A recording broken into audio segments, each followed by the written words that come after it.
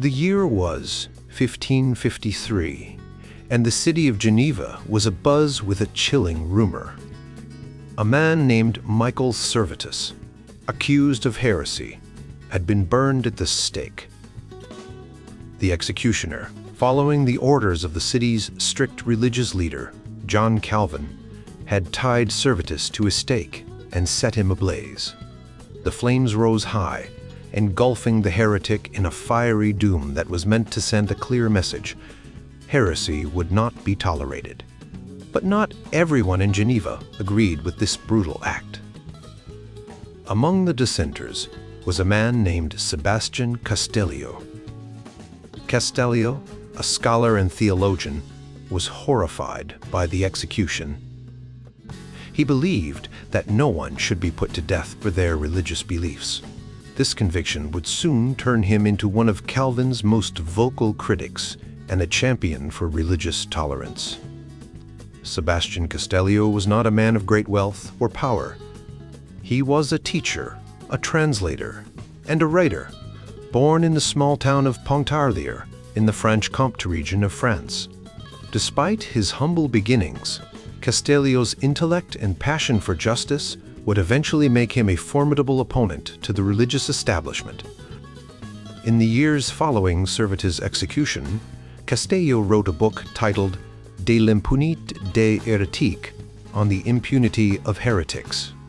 In this book, he boldly argued that the state should not punish people for their religious beliefs.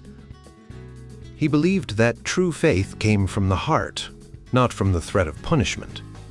Castellio's words were like a spark in a dry forest, igniting a debate that would spread far beyond the borders of Geneva. Castellio's ideas found a receptive audience in the Vaud region, a French-speaking area of Switzerland.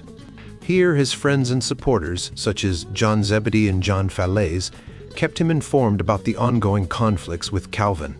They shared Castellio's belief that the true church was not defined by strict adherence to dogma, but by the love and compassion shown to others.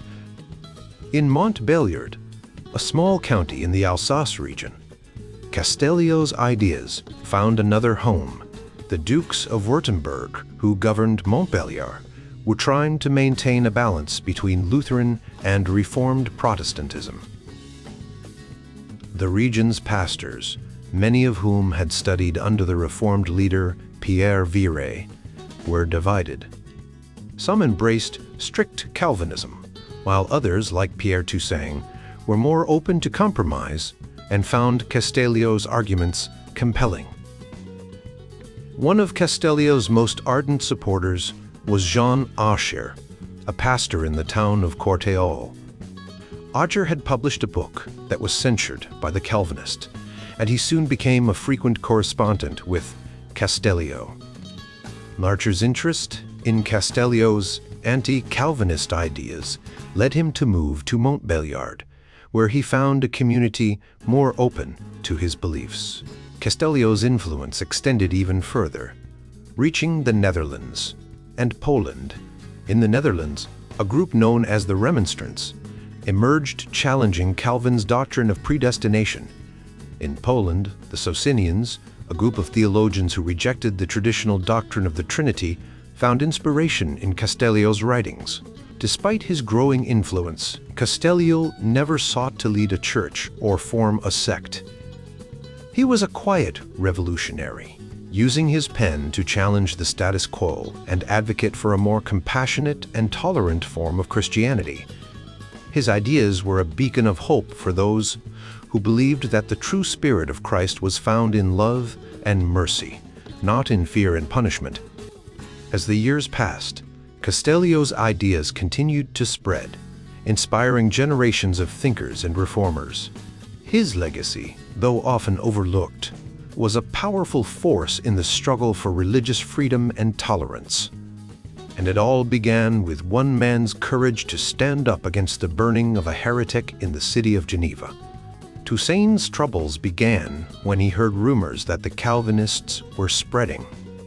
They claimed that he and his fellow pastors from Montbéliard were followers of Servetus, a man who rejected the rules of the church. This was a serious accusation, and it made Toussaint very upset. He told Calvin about the issue, complaining that some strict Calvinist pastors in the region were changing the way the sacraments were given without asking the prince, the superintendents, or other pastors. Specifically, 4 pastors were refusing to give communion to people they thought were unworthy, even to those on their deathbeds.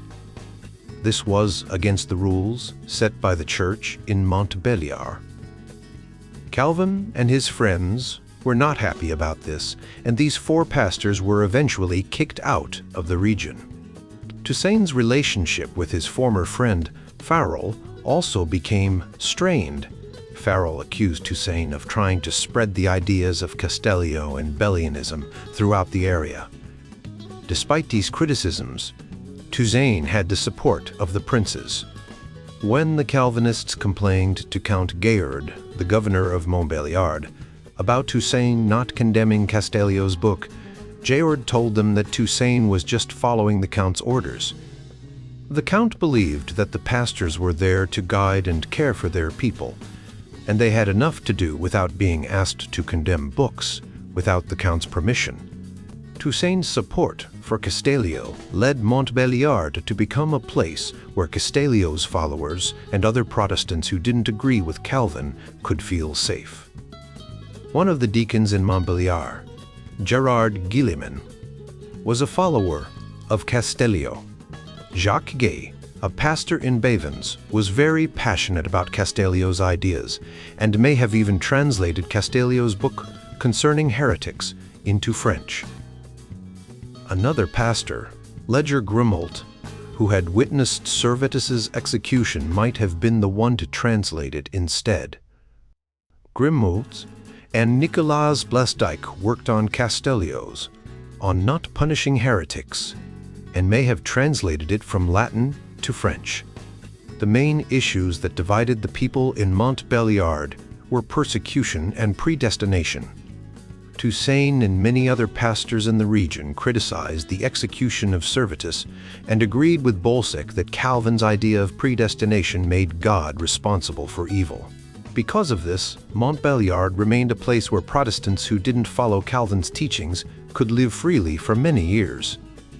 In other parts of the French-speaking world, like Vaud, Geneva, Neuchâtel, and Montbéliard, Castellio's friends and admirers were also strong. In areas where Castellio had fewer supporters, it was harder to form personal friendships, so people bonded over shared ideas.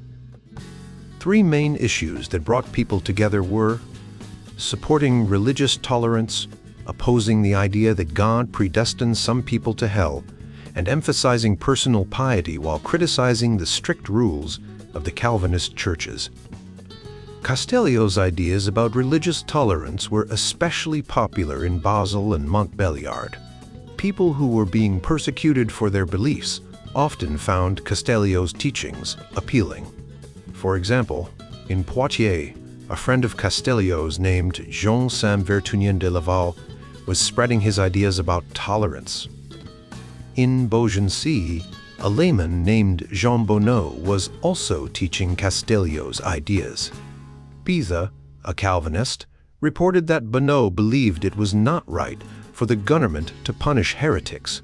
Even though the local church tried to make Bonneau change his mind, he and some others refused. Castellio's influence was also felt among Dutch and Italian refugees. Many of these people had experienced persecution and were drawn to Castellio's ideas about tolerance. For instance, Castellio became friends with David Joris, an Anabaptist leader who had to hide his identity to avoid trouble. Joris and Castellio both opposed the violent persecution of Anabaptists. Castellio also had connections with other scholars in the Low Countries who supported religious tolerance, like George Cassander and Adrian van Hemstede, a pastor in London who opposed religious persecution and had ties to Anabaptists. Italian refugees also found Castellio's ideas appealing because of their own experiences with persecution. One of Castellio's closest Italian allies was Caelio Secundo Curioni, who worked with him at the University of Basel. Another Italian, Bernardino Ochino, who had fled the Inquisition, maintained ties with Castellio and wrote a book that Castellio translated. Ochino's ideas about the Trinity and polygamy caused controversy, and he was eventually banished from Zurich. Castellio's translation of Ochino's book led to trouble with the Basel authorities, but Castellio's death prevented the case from going further. Other Italian supporters of Castellio included Matteo Garibaldi, who defended Servetus and leaned toward anti-Trinitarianism, and Jacopo Acomsio, who wrote a book in favor of religious tolerance. Mino Celsi and Giovanni Bernardino Bonifacio were also part of Castellio's network. Bonifacio even invited Castellio to join him in Poland, describing it as a place of great freedom. Although Castellio did not go, his followers continued to advocate for tolerance in Poland. Castellio's ideas about tolerance and free will resonated with many groups, including the Dutch Remonstrants and the Socinians. These groups differed in their beliefs but shared a common opposition to Calvinist orthodoxy and religious persecution. Castellio's works influenced later thinkers like John Locke, who owned several of Castellio's books and praised his translations. The debate over predestination was also a significant issue. Castellio and his followers, including Jerome Balzac, criticized Calvin's teaching that God predestines some people to salvation and others to damnation. This debate continued in the French-speaking churches, where many pastors opposed the idea of predestination. In Montbéliard, Toussaint, and the other pastors rejected double predestination. In the refugee churches in the Rhineland, only a few places, like Strasbourg and the Val de l'Épivray, fully embraced Calvin's doctrine. In France, some of the anti-Calvinists from the Vaud region moved to the kingdom and continued to oppose Calvin's teachings. For example, Sebastian Castellio, who had worked with Zebedee against Calvin, was later condemned by a synod for being an Anabaptist and a Castellanist. In Bergerac, a pastor named Pierre Villaroche, who had once been sent by Calvin to represent the French Protestants, came under Castellio's influence. Villaroche's association with Castellio and his criticism of Calvin led to his removal from the ministry. These conflicts show how Castellio's ideas about tolerance and free will influenced many people, even those who did not agree with him on every point. His work continued to shape the debates and discussions within the Protestant community for years to come. The statement you shared has a tone of someone who is trying to prove that they are truly changed and are now following the right path. This person seems to be embracing a belief in predestination, which is the idea that God has already decided who will be saved and who won't. This belief was a big deal in the 16th century, especially in France, where it caused a lot of arguments and conflicts. One of the most famous conflicts over predestination happened in Lyon, a city in France. The main figures in this conflict were Pierre Viret, a close friend of John Calvin, and Jean Bauhin, who was a friend of a man named Sebastian Castellio. Castellio was known for his belief in predestination, but his view was different from Calvin's. Castellio believed that everyone was chosen for salvation, while Calvin believed that only a select few were chosen. John Bauhin and his son, also named Jean, were in Lyon in 1565. The son wanted to get married, but the local church, led by Viret, was hesitant to approve the marriage because they knew the Bauhins were friends with Castellio and shared his beliefs. The church leaders called them in for a meeting and asked them about their beliefs, especially about predestination. The Bauhins believed in Castellio's idea of universal election, which meant they thought everyone was chosen for salvation. The church leaders tried to convince them that this was wrong, but the Bauhins stood their ground. The son even said that there were other churches that were more open-minded and would allow the marriage. This conflict didn't stay local. It spread to other cities like Geneva and Zurich. Pierre Viret sent a letter to Theodore Beza in Geneva, explaining the situation. The Bauhins tried to get support from other church leaders, but they were rejected. Even the leaders in Zurich, who were known for being more tolerant, sided with the Lion Church. This conflict over predestination continued even after the deaths of Castellio and Calvin. In the Netherlands, Castellio's ideas became even more popular. One of the key figures who supported Castellio's ideas was Dirk Coornert, a Dutch free thinker. Coornert translated Castellio's works into Dutch, and this helped spread his ideas. Later, in the early 17th century, there was a big debate between the Remonstrants, who agreed with Castellio, and the Counter-Remonstrants, who supported Calvin. Castellio's works were published during this time, and he became a hero for those who believed in religious tolerance and a more open interpretation of predestination. Castellio's ideas also influenced how people thought about piety and discipline in the church. He believed that true Christian piety should come from within a person rather than being enforced by the church. This was different from Calvin's view, which was that the church should enforce strict rules and discipline to ensure that people followed the right path.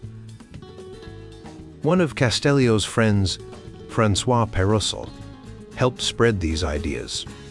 Pérussel was a former monk who had become an evangelical and moved to Basel, where he met Castellio. Later, he went to London and then to Frankfurt, where he introduced Castellio's ideas to the French church there. This led to a conflict with a Calvinist pastor named Guillaume Houbrac, who wanted to enforce strict discipline in the church. Pérussel believed that this kind of discipline was too similar to the religious persecution that had been used against people like Michael Servetus. In France, Castellio's ideas were also supported by his family and friends. His brother-in-law, Mathieu Isautier, was a pastor in Provence, who was criticized for being too lenient in his discipline. He was even excommunicated by the Geneva Church, but he continued to preach in the area around Geneva.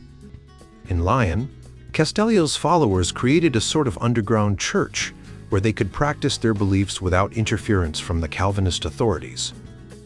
One of the most important figures in this movement was Jean Saint-Vertunien de Lafau. Lafau was initially a supporter of Calvin, but he later became a follower of Castellio. In 1555, Calvin wrote a letter to the evangelicals in Poitiers, warning them about Lafau and his dangerous ideas. Lafau was accused of spreading Castellio's beliefs, and this caused a lot of tension in the church. Calvin sent Antoine de Chandieu to Poitiers to deal with the situation, and this led to the First National Synod of the French Reformed Churches in 1559. Lafau's case was significant because it showed how Castellio's ideas were spreading and how they were challenging the authority of the Calvinist Church. It also played a role in Calvin's decision to support the creation of established Reformed churches in France, rather than encouraging people to leave the country. This change in strategy had a big impact on the development of the French Reformed Church and the spread of Reformed ideas in France. Lafau was once a follower of John Calvin, but after the execution of Michael Servetus, a man with whom Lafau had exchanged many letters, his views began to change. This shift led him to the anti-Calvinists in the Vaud region, where he met people like Bolsec, Zebedee, and Castellio. Lafau's new friends shared a different take on religion, especially on how to treat people with different beliefs. Calvin, who was the leader of the Protestant Church in Geneva, didn't like Lafau's new ideas. He believed that anyone who didn't follow his strict rules was dangerous. Calvin had three main complaints about Lafau. First, Calvin thought it was wrong to participate in Catholic rituals, but Laval believed that these rituals didn't make someone impure. Calvin wrote, "Fathers pollute their children by introducing them to the superstitions of the Catholic Church." When Laval disagreed, Calvin saw this as a sign of rebellion. Second, Calvin was upset that Laval resented his power over the French Protestant churches. Laval thought Calvin acted like a pope, expecting everyone to follow his every word. Calvin complained, "Everyone here has to kiss my slipper," meaning that he felt everyone should bow down to him. Third, Calvin was worried that Laval agreed with Castellio's ideas about tolerance and moral perfection. Castellio believed that people should try to live a perfect life, which Calvin saw as dangerous. Calvin warned, "Guard yourselves from Satan's snares when such people speak to you of the perfection of life. Their intention is to nullify the grace of our Lord Jesus." Laval's beliefs and actions had a big impact on the French Protestant churches. In 1557, a meeting called a proto-synod was held in Poitiers to address Laval and his followers. They were condemned along with other groups like the Anabaptists and Libertines. The next year, a man named Chandieu went to Poitiers to deal with the Laval affair. This led to the creation of a more organized structure for the French Reformed churches with a clear confession of faith and church discipline. The Laval affair also showed that Calvin and his supporters in France were worried about the spread of heretical ideas. They realized they needed to take action to stop this. In 1555, Geneva started sending missionaries to France to establish churches that followed Calvin's teachings. The first missionary, Jacques Langlois, was sent to Poitiers just a few months after Calvin wrote his letter about Laval. This was likely because Calvin wanted to prevent the Castellianists from gaining a foothold in France. Laval's case also highlighted how connected the networks of Calvin's enemies were. Laval had ties to Servetus, Balzac, Zebedee, and Castellio, and he carried their ideas into France. This shows that the anti-Calvinists were not just isolated individuals, but part of a larger interconnected group. In 1559, at the First National Synod in Paris, Laval was warned again about his strange doctrines, schisms, and notorious heresies. The Synod noted his belief that heretics should not be punished, but only if they disturbed the civil government. Although they didn't excommunicate him, they were concerned about his opposition to the Synod and his relationship with the schismatic heretic. The Laval affair demonstrated that Castellio's ideas had spread far into France, even to places as distant as Poitiers. It also showed that Geneva's missionary efforts were directly related to stopping the spread of these ideas. Laval's story reveals the complex and interconnected nature of the religious conflicts of the time, and how they shaped the early French Reformed churches. Sebastian Castellio's life was a mix of intense debates and deep friendships. He was a man who stood by his beliefs, even when it meant going against the powerful. One of his closest friends was a man named Blesdick, who had a complicated past. Blesdick was once a Mennonite, a group that believed in adult baptism, but he later joined David Joris, a Minoc and a Baptist leader. However, Joris's focus on spiritual revelations over the Bible and his scandalous personal life disillusioned Blesdick. By the time Joris died, Blesdick had written a scathing critique of him, called The Life and Doctrine of the Arch-Heretic David Joris. Castellio and Blesdick often discussed the persecution of Anabaptists, a group that faced severe punishment for their beliefs. Castellio was deeply troubled by this and wrote to Blesdick, expressing his sorrow and hoping for a change of heart among those who persecuted them. He urged Blesdick to be cautious and avoid getting involved in any persecution, even if it was unintentional. Castellio believed that Jesus would have shown the truth to both sides and refuted false beliefs rather than joining in the violence. Castellio's connections extended beyond Blesdic. He met Bernardino Ochino in Geneva, and the two formed a close bond. Ochino was an Italian preacher who wrote extensively on the Bible. Castellio translated Ochino's work on Paul's epistle to the Romans into Latin, helping to spread his ideas. Ochino later wrote a controversial book called Dialogi the 30th, which criticized many traditional Christian doctrines. This book was seen as heretical, and Ochino faced severe backlash, including from Heinrich Bullinger, a prominent Swiss reformer. Castellio's influence spread far and wide.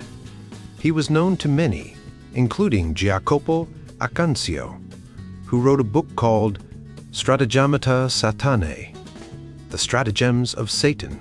This book discussed the ways in which Satan could deceive people, and was widely read and translated. Acancio's work influenced many, including William Chillingworth, an English theologian, who praised Castellio's ideas. Castellio's ideas also affected the work of Mino Celsi, an Italian reformer. Celsi wrote about how heretics should be treated, and he heavily borrowed from Castellio's writings. Celsi's work was a significant contribution to the debate on religious tolerance, a topic that Castellio had championed throughout his life. Castellio's influence even reached Poland through Fausto Sozzini, a relative of Lelio Sozzini, another of Castellio's friends. Fausto was deeply influenced by Castellio's works and helped publish several of his manuscripts. He even called himself Castellio's spiritual successor, recognizing the profound impact Castellio had on his thinking. Castellio's ideas continued to resonate generations after his death. John Locke, a famous English philosopher, owned several of Castellio's works and was known to have corresponded about them. Locke's library included editions of Castellio's Bible translations and other writings, showing the enduring impact of Castellio's ideas on later thinkers. Castellio's life was marked by deep friendships and intense debates, but he always remained true to his principles. He believed in the power of reasoned dialogue and the importance of treating others with kindness, even when their beliefs differed from his own. His legacy continues to inspire those who value religious tolerance and the pursuit of truth. Sebastian Castellio was a man of deep faith and a strong sense of justice. Despite the tumultuous times, he never backed away from speaking his mind, even when it meant challenging powerful figures like John Calvin. Castellio's influence spread far and wide, reaching into the hearts and minds of many who sought a more compassionate and inclusive Christianity. In the mid-16th century, Castellio's teachings and writings began to gain significant attention, particularly among those who felt that the strict Calvinist doctrines were too rigid and harsh. One of his most notable works, Conseil à la France désolée, Advice to a Desolate France, was a powerful plea for religious tolerance and a critique of the violence and persecution that had become all too common during the Reformation. This work resonated deeply with many, especially in the Netherlands, where translations of his writings were widely read and discussed. Castellio's ideas were not only influential in theology, but also in the practical aspects of church life.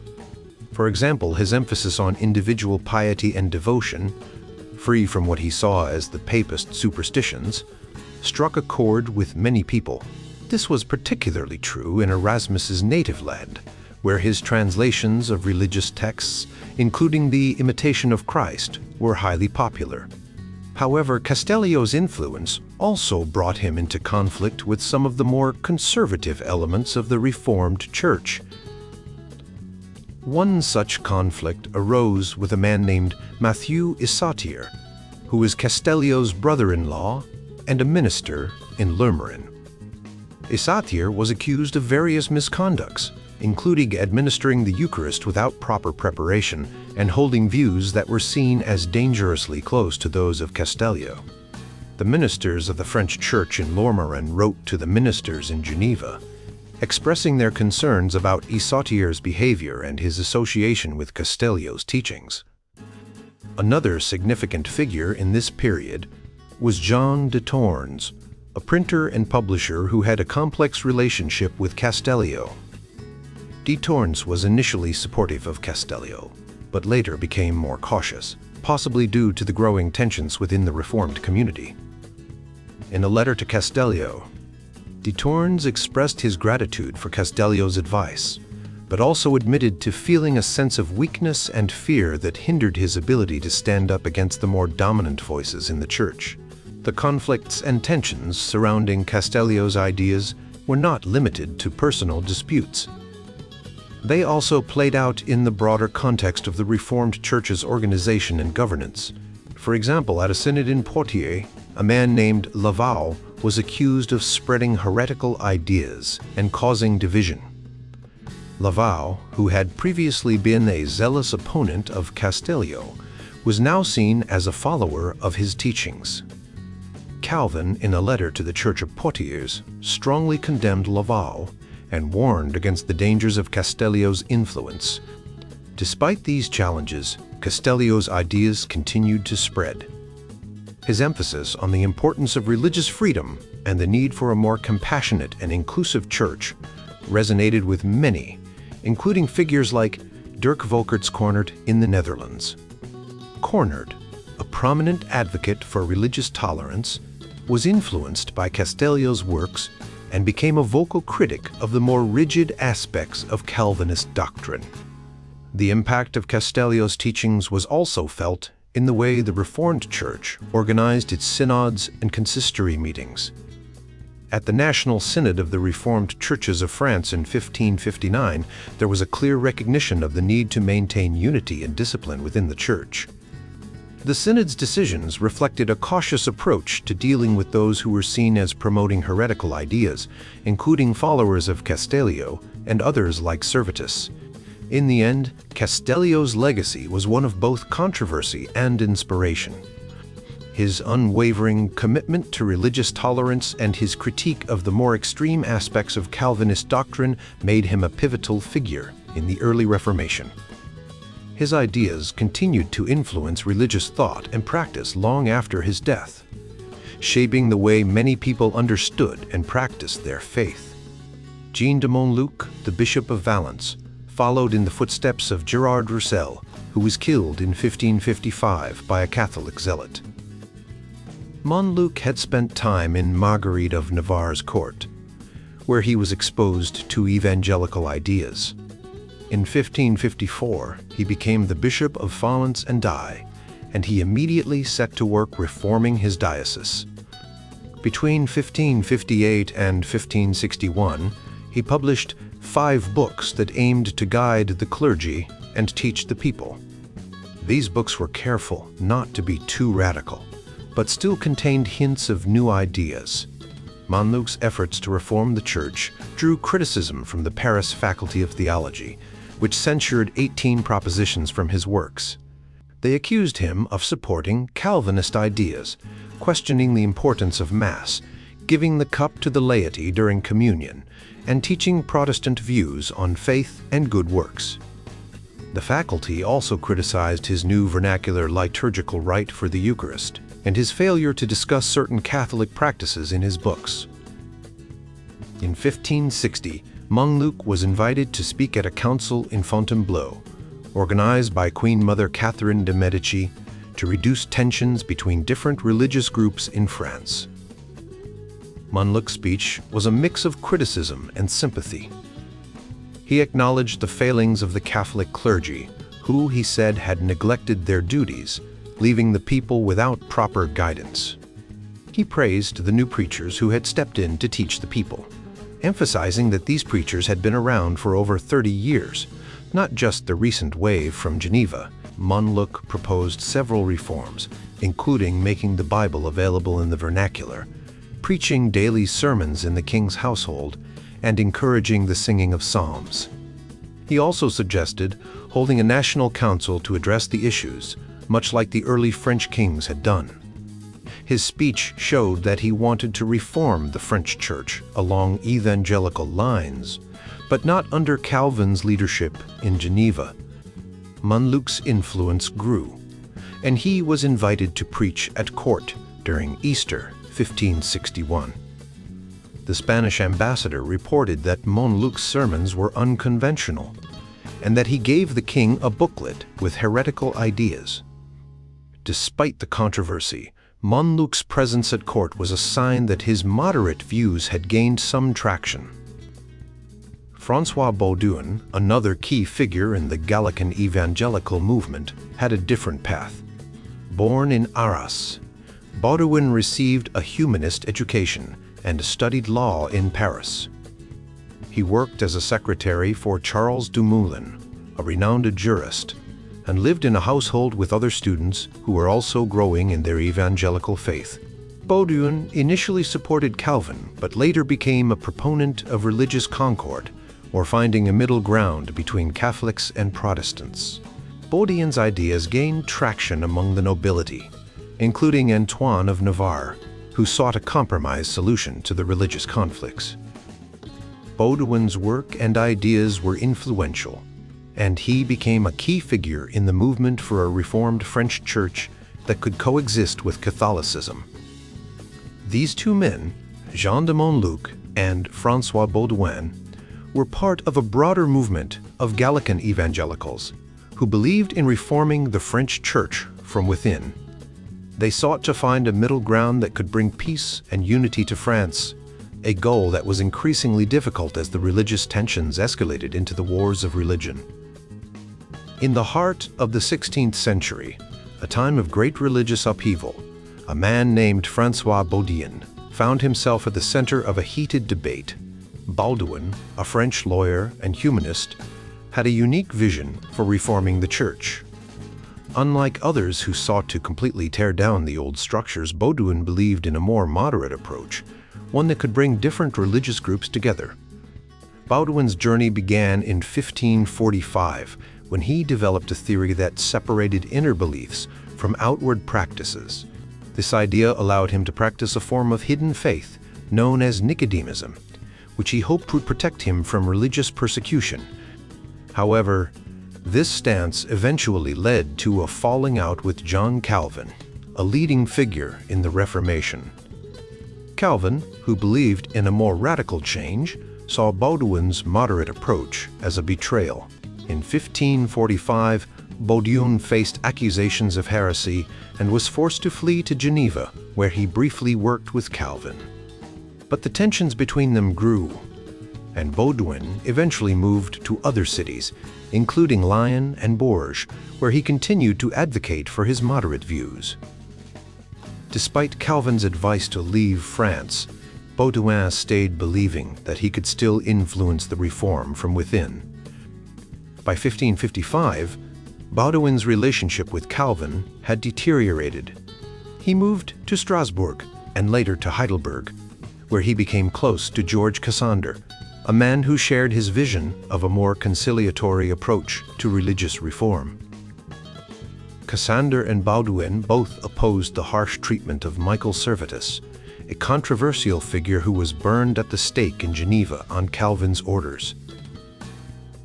This event further solidified Baudouin's belief in the need for religious tolerance and concord. In 1558, Baudouin was approached by Antoine of Navarre, a powerful French prince, who was looking for a way to ease the growing religious tensions in France. Baudouin saw this as an opportunity to put his ideas into practice. He met with Antoine's representatives and discussed the possibility of a compromise that would retain the traditional structures of the church, while incorporating necessary reforms. This moderate approach, which Baudouin and Cassander supported, aimed to create a single unified church rather than a state that tolerated multiple religions. The Colloquy of Poissy, held in 1561, was a significant event where Baudouin's ideas were put to the test. The Colloquy was a meeting between Catholic and Protestant leaders to find the way to end the religious conflicts in France, Despite Baudouin's efforts and the initial optimism, the colloquy ultimately failed to achieve a lasting agreement. The Calvinists, who were against any compromise, and the hardline Catholics who refused to budge, ensured that the meeting ended without a resolution. Calvin, feeling threatened by Baudouin's influence, wrote a scathing response to the ideas presented by Baudouin and Cassander. He accused them of trying to create a neutral religion that combined elements of both Catholic and Protestant beliefs. Calvin argued that such an approach would undermine the true message of the gospel and the authority of the scriptures. Baudouin in turn defended his position, accusing Calvin of seeking to transform the church rather than reform it. The debate between Baudouin and Calvin continued for years, with both sides publishing works to defend their views. Baudouin emphasized the need for a reformed church that preserved the best of the past while addressing the issues of the present. Calvin, on the other hand, maintained that the true reform required a complete break from the old structures. Despite the failure of the colloquy of Poissy, Baudouin's vision of religious concord lived on. The idea that a single unified church could be achieved through compromise and mutual respect continued to influence religious and political discussions in France. For Baudouin, the goal was not to create a new religion, but to find a way for people of different beliefs to live together in peace and harmony. His life and work serve as a reminder that even in times of great conflict, there are always those who seek a path toward understanding and unity.